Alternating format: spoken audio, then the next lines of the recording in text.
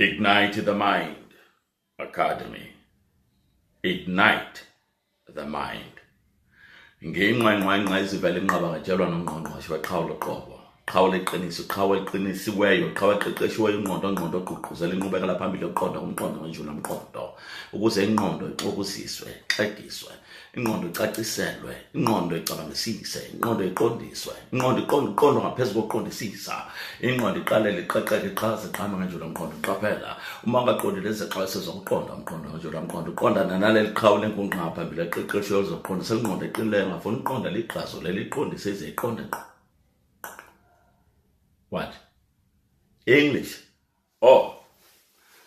This is the call for the convocation, coordination, and collaboration of concentration, contemplation, and cogitation of the cognizance and conscience to be conscious. For all of us to be convinced that we were all conceived and created to conquer.